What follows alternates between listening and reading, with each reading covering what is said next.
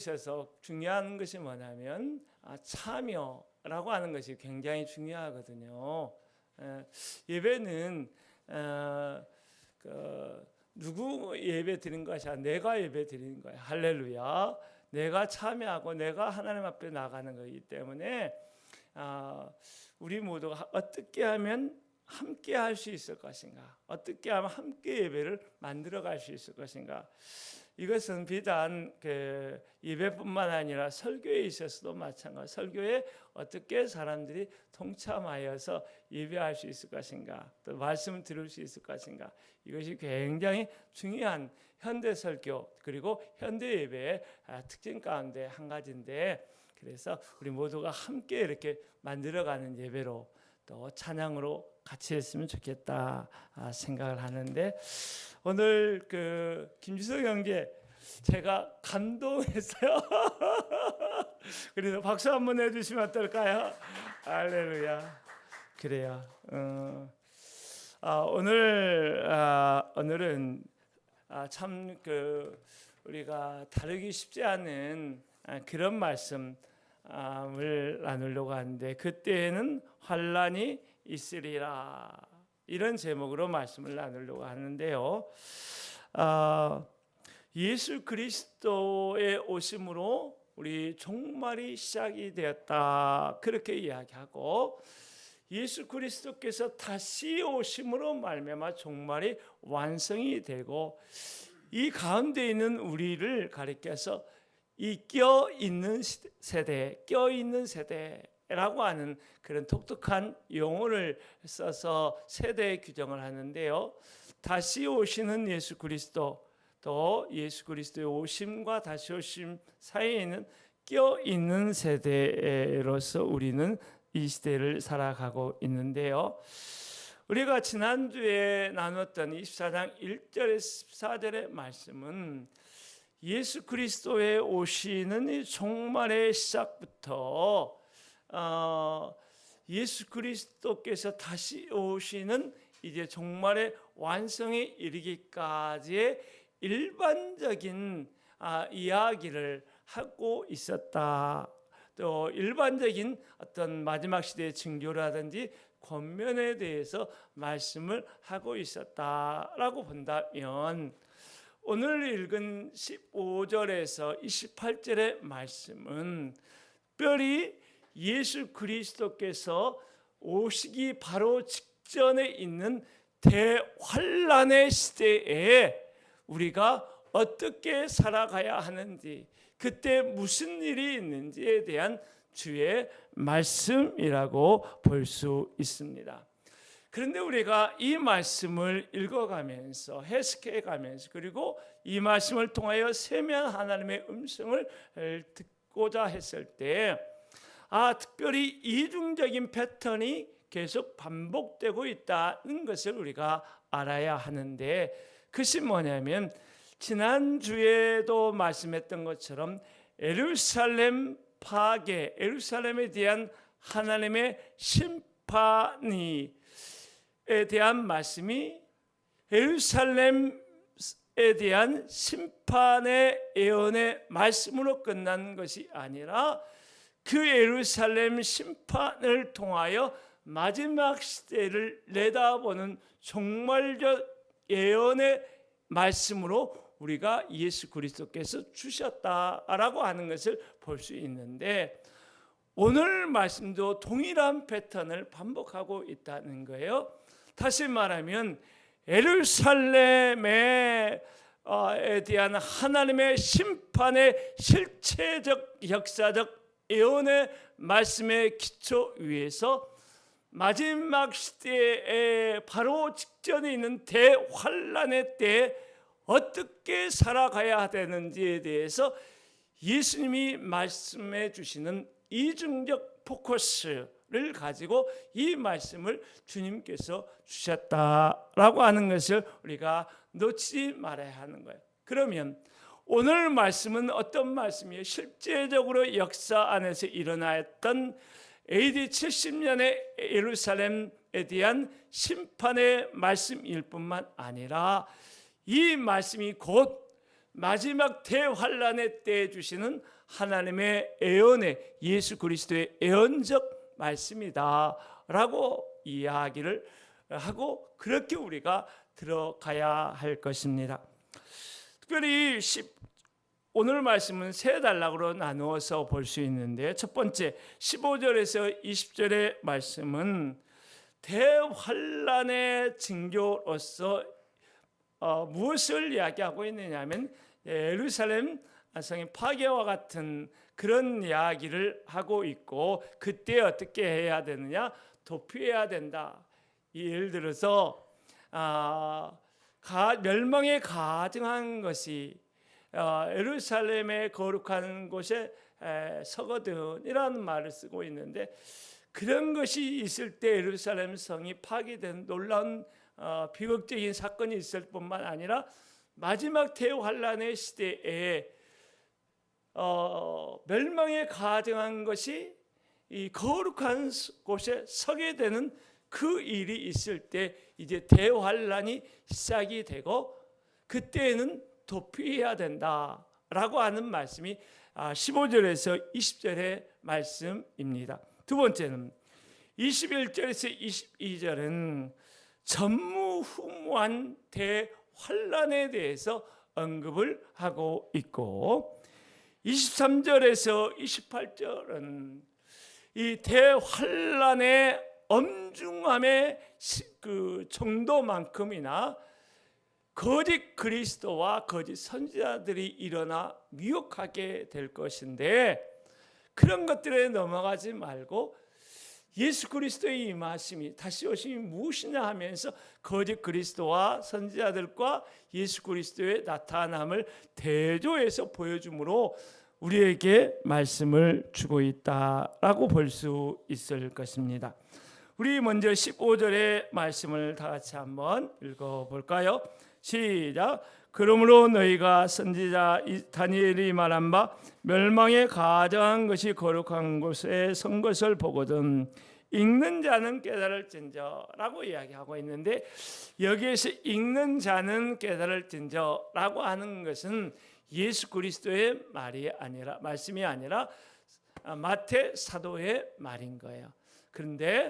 그런데도 이렇게 우리가 보는 것은 성령께서 마태 사도의 마음을 감동해서 이것을 기록했으니 넓게 보면 이것이 하나님의 말씀을 우리가 받아들여도 좋겠다라고 하는 것입니다. 근데 여기에서 너희가 선지자 다니엘이 말한 바라고 하는 말씀을 주목하고 펴보면, 앞에 멸망에 가증한 것이 거룩한 곳에 선 것을 보고 이것이 다니엘서에 기록되어 있다는 거예요. 특별히 세 차례 혹은 네 차례 8장에서도 보고 9장 그리고 11장 12장에서 볼 수 있는데, 특별히 한 곳을 예로 들면 11장 31절에 나온 말씀을 읽어보면 이런 거예요. 군대는 그의 편에 서서 성소 곧 견고한 곳을 더럽히고 매일 드리는 제사를 폐하며 멸망하게 하는 가증한 것을 세울 것이며 라고 하는 이야기를 하고 있는데, 이것을 보면 세 가지를 이야기하고 있어요. 첫 번째는 예루살렘 성소가, 예루살렘의 성전이 더럽혀질 것이다. 두 번째, 매일 드리는 하나님께 드리는 예배를 못하게 막을 것이다. 그리고 멸망하게 하는 가증한 것이 거룩한 곳에 서게 되어지는 그러한 일이 있을 것이다 라고 이야기를 하고 있는데요, 다니엘은 이런 예언을 하고 있는데, 그렇다면 이 예언의 말씀에 대해서 유대인들은 어떻게 받아들였을까라고 하는 점입니다.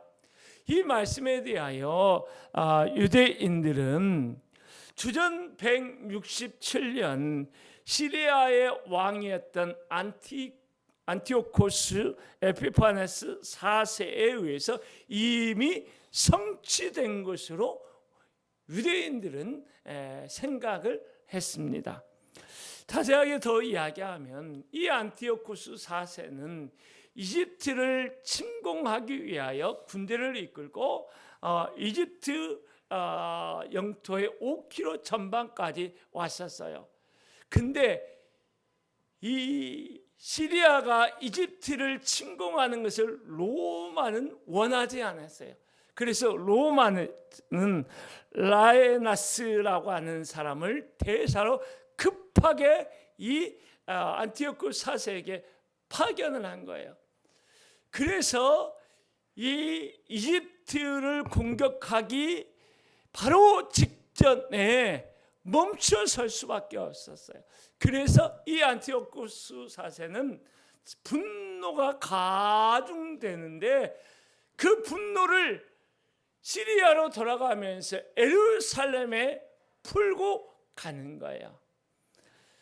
그래서 어떻게 되었느냐면 예루살렘 성전이 쑥대밭이 되고 매일 드리는 예배가 못 드리게 되고, 특별히 이 사람이 그리스 문화권 속에 있기 때문에 제우스 신상을 이 예배드리는 성소에 세워놓고 유대인들이 그 싫어하는 부정한 짐승이란 돼지로 제사를 드리는 거예요. 왜냐하면 이방 문화권 속에 이 돼지는 풍요와 부귀의 상징이었거든요.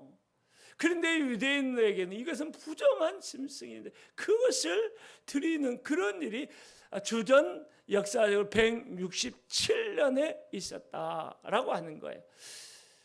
유대인들은 그래서 다니엘의 예언이 이때 성취된 것으로 이해했는데, 그렇다고 한다면 예수 그리스도께서는 이 말씀을 어떻게 보고했느냐? 예수님은 그때 주전 167년에만 성취된 것이 아니라 그것은 부분적으로 성취된 것이고, 이 말씀은 AD 70년에 예루살렘 파괴와 심판을 통하여 그때 이루어진 동일한 사건 예언으로 성취될 뿐만 아니라 그것이야말로 궁극적으로는 예수 그리스도께서 마지막 그 재림하시기 직전 바로 직전 마지막 대환란의 시작을 알리는 것으로 이것이 이루어질 것이다 라고 지금 예수님은 말씀을 하고 있는 것입니다. 그러한 때에 어떻게 해야 할 것인가? 17절에서 20절의 말씀이 나와 있는데요, 우리 한번 보겠습니다. 시작. 그때 유대에 있는 자들은 산으로 도망할지어다. 지붕에 있는 자는 집 안에 있는 물건을 가지러 내려가지 말며 밭에 있는 자는 겉옷을 가지러 뒤로 돌이키지 말지어다. 그날에는 나이 벤 자들과 젖먹이는 자들에게 화가 있으리로다. 너희가 도망하는 일이 겨울이나 안식일에 되지 않도록 기도하라. 할렐루야. 오늘 이 말씀에는 크게 좀 두 가지로 이야기를 하고 있어요. 넓게 보면 5가지를 구체적으로 언급을 하고 있는데, 그때는 어떻게 해야 된다? 도망해야 된다. 도피해라 라고 하는 말씀이 있고, 두 번째는 기도해야 된다라고 이야기하고 있어요. 멸망에 가증하게 하는 것이 거룩한 성전에 서게 되고, 거룩한 곳에 서게 되면 뭐 해야 된다? 도망해야 된다. 도피해야 된다라고 이야기했어요. 실제로 이런 도피에서 생명을 보존한 초대교회 믿음의 지체들이 있어요. AD 66년경에 그 로마로부터 독립하고자 하는 군사적 봉기, 독립전쟁이 일어나게 되었어요. 이런 것을 보면서 당시에 초대교회 성도들이 경각심을 가지고 AD 68년에 요르단 서편 펠라 지역으로, 요르단 동편인가요? 요르단 서편 펠라 지역으로 이렇게 옮겨가서 피신해서 생명을 보존하고 교회를 보존했던 초대교회 교부들의 글이 있는 것입니다. 이것이 역사적 실체적인 사람인 것이죠. 어떤 사람은 도망하는 것이 비겁한 일이라, 믿음 없는 일이라 그렇게 말할 수도 있어요. 그래서 때로 우리 마태복음 지난번에 나누었던 24장 13절 말씀이 끝까지 견디는 자는 구원을 얻으리라. 이 말씀처럼 도망하지 않고 그 자리에서 머물러서 순교를 각오하고 하나님의 사명을 감당하는 사람들도 있어요. 그것은 그 사람의 주어진 사명의 몫이다. 할렐루야. 예를 들면 공산군이 물밑으로 내려왔을 때 양떼를 버리고 내려갈 수 없다, 도망할 수 없다 해서 순교당하는 그런 일이 있었잖아요. 우리 장인 어른께서도 목사님이셨는데 그 도망을 안 갔어요. 그래서 어디로 숨었느냐 하면 그 마룻바닥 밑에 구멍을 파고 거기에 숨었어요. 그래가지고 생명을 보존하는 그런 일이 있었는데 여러분 도망하는 것은 사실은 비겁함이 아니라 하나님의 말씀에 대한 순종이라는 것을 우리가 잊지 말아야 할 것입니다. 그리고 그날의 아이벤 자들과 젖먹이는 자들에게 화가 있다라고 하는 이것은 그들에게 하나님의 심판이 있다 이런 표현이 아니라 아이벤 자나 또 젖먹이를 가지고 있는 그 부모들은 그 혹독한 환난을 온몸으로 받기 때문에 너무나 버겁다는 거예요. 그리고 안식일에도 그런 날이 되지 않도록 기도하라고 하는데 유대인들은 안식일에 900m 정도 걸어갈 수 있는 거리, 그 이상 가면 일하는 것이다라고 율법 조례로 만들어 놨어요. 그렇기 때문에 그 사람들은 비난할 수가 없는 거 왠지 모르게. 그런 예가 뭐냐면 로마와 전쟁할 때 무슨 일이 있었냐면 안식일에 싸우는 것은, 전쟁하는 것은 일하는 것이다, 안식일을 범할 수 없다라고 해서 침략해온 로마군에 의해서 학살당하는 그런 비극적인 역사적 사건들이 있는 것을 보면 유대인들의 안식일을 지키는 것을 얼마나 엄중하게 생각했는가. 그래서 그날에 오지 않도록 기도하라고 그랬는데 여러분, 이것을 그대로 우리에게 받게 되면 이 환난의 때를 앞에 목도하면서 특별히 우리가 기도를 많이 해야 되는구나. 할렐루야. 기도할 때 주의 평강과 위로로 이 어려움, 이 고통을 견디고 이겨나갈 수 있고, 할렐루야. 기도해야 다가오는 재난을 피할 수 있고, 세 번째, 기도해야 그 환난의 때조차 하나님 앞에 존귀하게 쓰임받을 수 있는 삶을 살아낼 수 있다. 할렐루야. 세 가지를 언급했어요. 기도해야 우리가 하나님의 평강과 위로로 이 어려움을 견딜 수 있고, 기도해야 다가오는 환난을 피할 수 있고, 할렐루야. 기도해야 그 환난의 때조차 우리가 하나님 앞에 주의 영광을 위하여 쓰임받는 하나님의 사명을 감당할 수 있다라고 이야기를 할 수 있어요. 자, 두 번째 단락에서는 전무후무한 대환난에 대해서 함께 언급하고 있는데 21절을 한번 읽어보아요. 시작. 이는 그때에 큰 환난이 있겠음이라. 창세로부터 지금까지 이런 환난이 없었고 후에도 없으리라. 그 날들을 감하지 아니하면 모든 육체가 구원을 얻지 못할 것이나 그러나 택하신 자들을 위하여 그 날들을 감하시리라. 이렇게 말씀하고 있는데요. 이는 그때라고 하는 말은 멸망에 가증한 것이 거룩한 곳에 선 바로 그때에라고 이야기를 하고 있어요. 그때에 어떤 환난이 있겠느냐면 창세로부터 지금까지 이런 환난이 없었다는 거예요.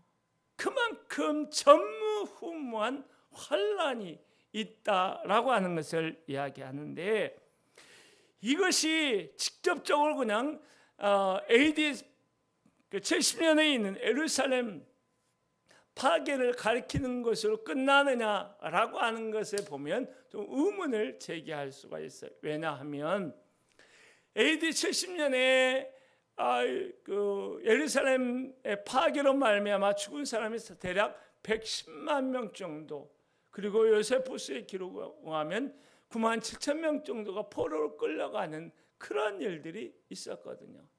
그런데 그 이후에 일어난 역사적 사건들을 한번 보세요. 유대인 독일에 의해서 유대인 대학생 600만 명이 죽었어요. 그리고 공산주의자였던 스탈린에 의해서 2,500만 명이 2천만 명이 학살당하는 비극이 일어났어요. 그렇기 때문에 우리는 그것으로 한정 지을 수 없고 이 말씀은 마지막 시대에 예수 그리스도께서 재림하시기 바로 직전에 있는 사건, 대환란의 사건을 이야기하는데 그 대환란이 얼마만큼 참혹하면 창세 이후로 전무후무한 대환란이다, 이렇게 이야기를 하고 있습니다. 그런데 이런 말씀을 들으면 사실은 우리가 마음에 두려움이 생길 수 있어요. 저는 가끔 마지막 시대에 대한 꿈을 꾸는데 내가 도망하는 꿈을 꿔요. 검은 정장을 하고 또 검은 경찰복을 입고 시위 진압하는 그런 사람들이야. 총을 들고 나를 쫓아왔는데 내가 이리 도망하고 저리 도망하는데 어떻게 그렇게 나를 그렇게 잘 알아서 추적하는지 식은땀을 뻘뻘 흘리다가 깰 때가 몇 번 있어요. 여러분도 아마 그럴 때가 있을까 모르겠는데, 그런데 여러분 오늘 말씀을 보면 우리가 그런 두려움에 매여 있으라라고 하는 것이 아니라 그때도 하나님의 은혜가 있다, 그때도 하나님의 보호하심이 있다, 그때도 너에게 소망이 있다, 이런 이야기를 하고 있는 것이 하나님께서 택하신 자들을 위하여 그 날들을 감하신다라고 이야기를 하고 있는 것입니다. 이 감하신다라고 하는 말은 콜로보라고 하는 말을 쓰는데 의미는 뭐냐면 절단하다, 짧게 줄이다라고 이야기를 하고 있어요. 그래서 이 말씀을 그냥 문자 그대로 그 대환란의 시기를 나를 위하여, 우리를 위하여 짧게 줄여주는 것인가 라고 이렇게 이야기할 수도 있고, 혹은 대환란의 시기가 그 환란의 강도가 어떤 사람에게는 견딜 수 없는 그런 것지만 우리에게는 견딜 수 있는 만큼만 우리가 적용되도록 하나님이 하시려나, 그것은 잘 모르겠어요. 그러나 분명한 것은 그 대환란을 견디고 이겨나갈 수 있도록 하나님이 은혜를 주신다는 것은 분명합니다. 그래서 이 말씀을 좀 더 구체적으로 뭔가에 대해서 몇 가지로 좀 정리를 해보았는데요.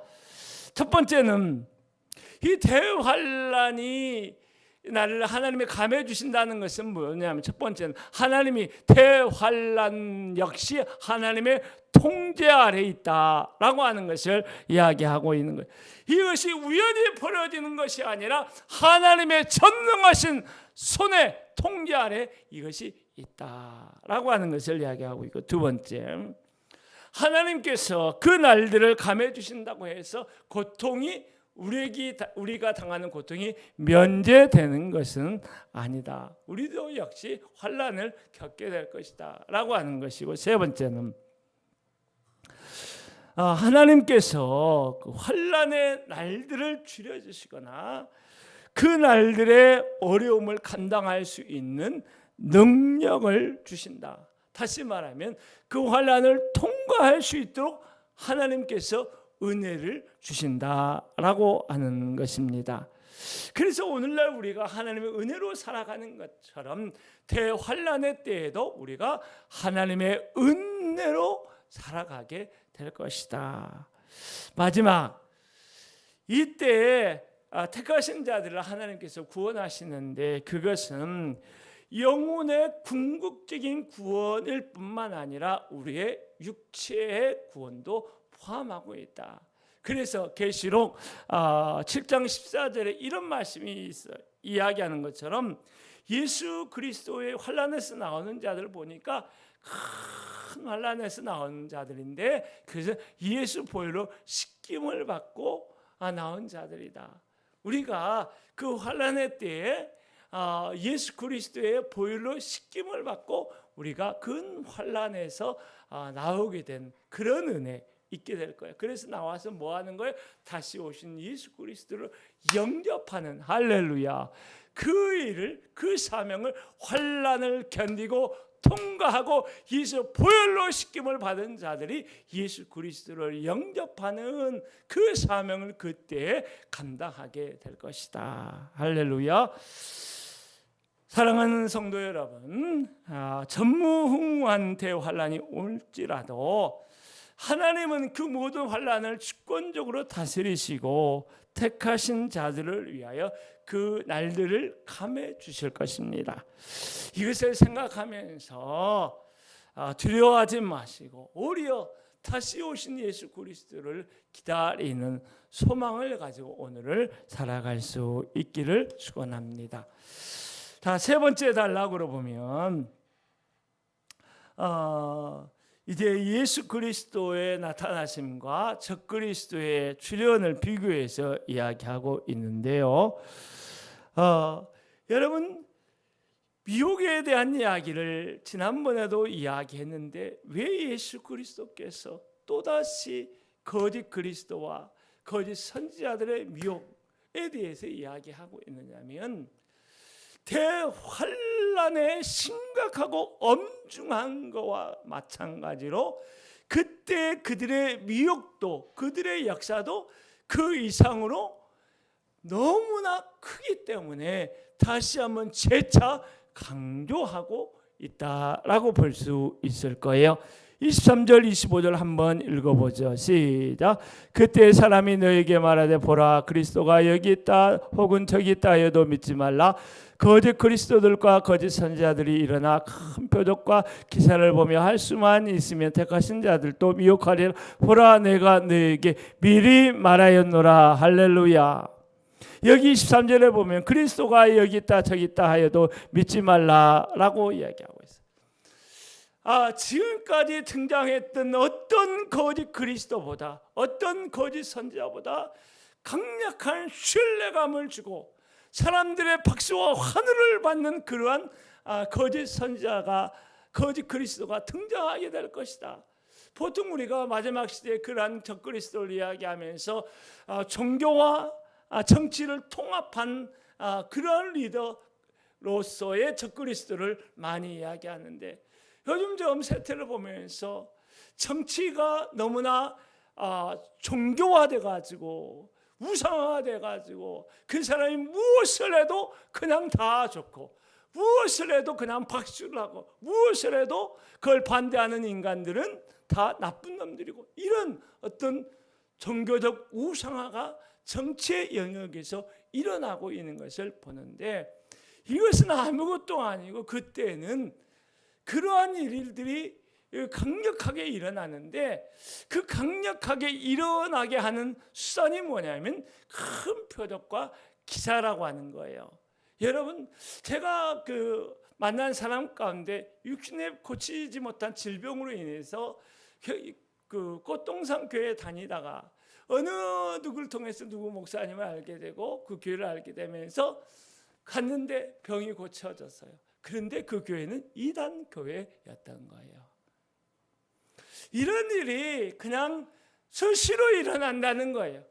특별히 어느 특정한 거짓 그리스도 그 인물이 일어나서 사람들이 박수하고 환호하고 열광하는 큰 이적을 행하고 표적을 행함으로 말미암아 내가 그리스도라고 이렇게 주장하는데 예수 그리스도께서는 그것을 믿지 말라, 미혹됨에 넘어가지 말라 이렇게 이야기를 하고 있는 것입니다. 여기에서 한 가지 질문을 한다면 왜 사람들이 그런 미혹에 넘어갈까라고 하는 것이죠. 신앙의 포커스가 조금 어그러져 있기 때문에 그래요. 신앙의 포커스가 나의 삶의 자잘한 문제들을 해결하는 분으로서 예수 그리스도를 이야기하고 있기 때문에 그런 거예요. 여러분, 우리는 단순하게 내 자잘한 삶의 문제, 재정의 문제, 가정의 문제, 관계의 문제, 질병의 문제 해결하기 위하여 예수 그리스도를 믿는 것이 아닙니다. 할렐루야. 물론 그것을 통하여 그런 고난을 통해 예수님을 만나는 경우가 많지요. 때로 우리는 하나님 이 문제 해결해 주옵소서, 이것을 풀어 주옵소서 이야기하지만 우리의 신앙은 문제 해결되고 되지 않고를 넘어서 예수 그리스도 그분을 믿고 따르는 사람들입니다. 할렐루야. 왜냐하면 예수 그리스도만이 나에게 생명을 주시는 구원자, 진정한 그리스도고, 예수 그리스도를 통해서만 하나님께 갈 수 있고, 할렐루야. 예수 그리스도만이 우리의 유일한 진리가 되시기 때문에 그런 거예요. 할렐루야. 그러므로 진정 예수 그리스도를 믿는다고 한다면 우리는 단순한 이적을 쫓아 살아가는 사람이 아니라 그리스도를 따르는 제자로서의 인격적인 관계를 가지고 주님을 따라가는 그 길을 걸어가야 할 것입니다. 예수 그리스도께서 이런 말씀을 하시면서 내가 미리 말하였노라 이렇게 이야기를, 왜냐하면 그때 그런 일이 있다 할지라도 놀라지 말고 당혹해하지 말고 분별해야 된다라고 하는 것을 이야기하고 있기 때문에 그래요. 그리고 예수 그리스도가 재차 우리를 미혹하는 적 그리스도, 거짓 선지자에 대해서 말씀하시는데요. 26절 한번 읽어보죠. 시작. 그러면 사람들이 너에게 말하되 보라, 그리스도가 광야에 있다 하여도 나가지 말고 골방에 있다 하여도 믿지 말라. 아주 재차 예수 그리스도께서 강조하고 있는데요. 광야에 있다 해도 믿지 말라. 왜 그럴까? 사실 세례 요한이 어디에서 사역을 했어요? 광야에서. 할렐루야. 그래서 광야라고 하는 것은 선지자의 출현하는 특별한 장소로서 그들의 마음속에 각인되어 있는 것이에요. 그래서 그리스도가 오신다면 광야에서 오실 것이다, 혹은 산에서 올 것이다, 어떤 산으로 올 것이다, 이렇게 막 이야기하죠. 그런 거 거짓, 어떤 특정한 장소를 이야기하는 것은 다 가짜라고 하는 거예요. 할렐루야. 두 번째, 예수 그리스도가 골방에 올 것이다. 이것은 은밀하게 온다는 거죠. 그런데 참 희한한 것이 이 말 그대로 이미 예수 그리스도가 재림했다라고 믿는 사람들도 있어요. 참 희한해요. 오늘 성경이 그렇게 말씀하지 않고 있는데도 이미 와 있대. 그분을 만나야 된대. 그분을 믿어야 된대. 우리 생각에는 무슨 이야기 같지만 그들은 철석같이 믿는 거예요. 그런데 이와 비교해서 예수 그리스도께서 어떻게 오시냐라고 이야기해 봤더니만 27절 시작. 번개가 동편에서 나서 서편까지 번쩍임 같이 인자의 임함도 이와 같으리라. 번개가 갑자기 치고 오는 것처럼 예상하지 못한 순간에 오실 거예요.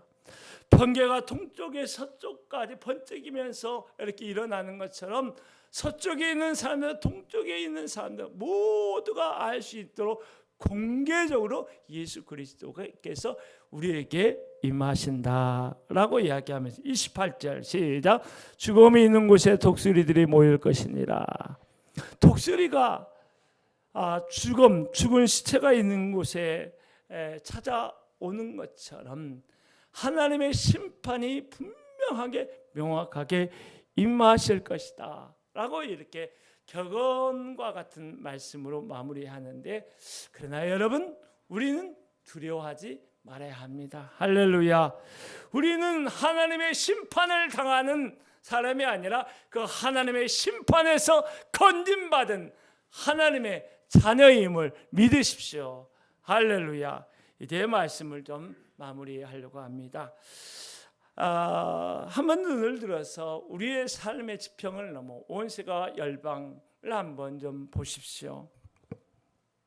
러시아와 우크라이나 전쟁이 있었고 아직도 종결되지 않은 상황이고, 미국과 중국은 강력한 무역 전쟁을 하고 있는 상황이고, 중동의 불안한 정세가 계속 누적되어 있고, 미국의 트럼프 대통령은 고환율 관세로 동맹국에게조차 경제적인 심각한 압박을 가함으로 자국의 이익을 극대화하려는 극도의 이기주의를 표출하고 있는 상황이고, 문화적으로는 인권과 평화를 강조하는 참 선한 이미지를 가지고 오히려 하나님의 교회와 수많은 사람을 역차별하는 그런 상황 속에서 우리가 살아가고 있는데, 이런 상황을 우리가 살아가면서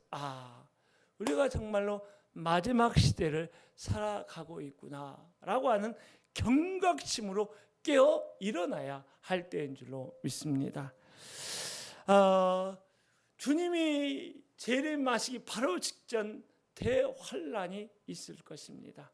우리가 그것을 예견하면서 준비하면서 우리의 자세를 가다듬어야 하는데, 오늘 주님이 주신 말씀을 간략하게 몇 가지로 정리합니다. 첫 번째는 대환란의 때에 그 자리에 머물러 있지 말고 피하라, 도피하라는 말씀입니다. 그리고 피할 수 있다면 그것이 하나님의 명령에 순종하는 것이다 라고 생각을 해야 하는 것입니다.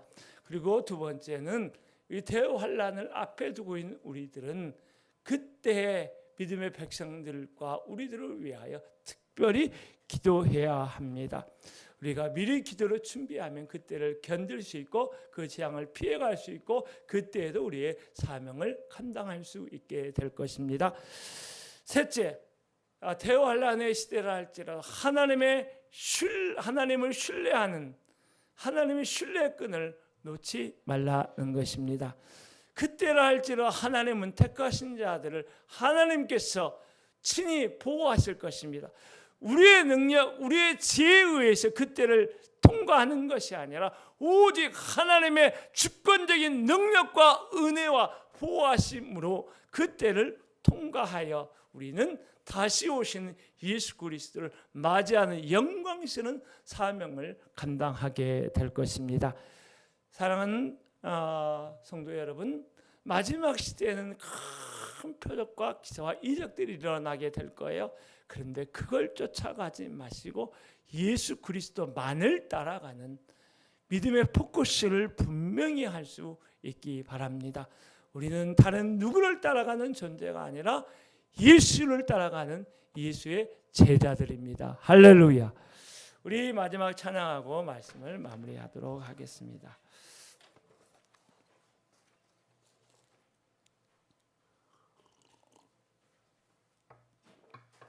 아름다운 우리 교회 1절과 3절을 부르고 마무리하겠습니다.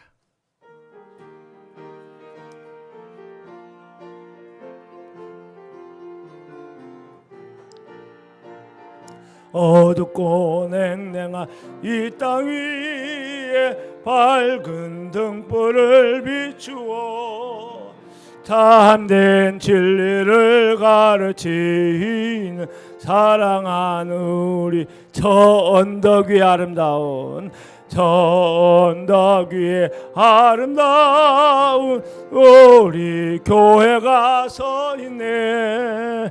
주린 시절 영라후없던 사랑하는 주일 아침에 교회에서 주일 아침에 교회에서 맑은 종소리 울리네. 모두 주님께 돌아오라. 속삭이듯 멀리 퍼지네. 오 캄캄캄캄 다 오라고 부르도다. 모두 다 같이 가보세. 모두 주님께 돌아오라. 속삭이듯 멀리 퍼지네. 사랑하는 성도 여러분, 우리는 마지막 시대를 살아가는 정말의 그리스도인들입니다. 여러분, 감당하기 어려운 시련이 여러분에게 다가오는 것이 보이거든 여러분 피하십시오. 그것은 하나님께 대한 믿음 없음이 아니라 하나님의 말씀에 대한 적극적인 순종인 것입니다. 대환란의 때에 눈에 보인다. 그런 것이 눈에 보이거든 기도하십시오. 어려움의 때에 늘 우리는 하나님의 은혜를 신뢰해야 합니다. 그리고 표적과 기사를 따라 살려 하지 말고 예수 그리스도를 따라 살아가십시오.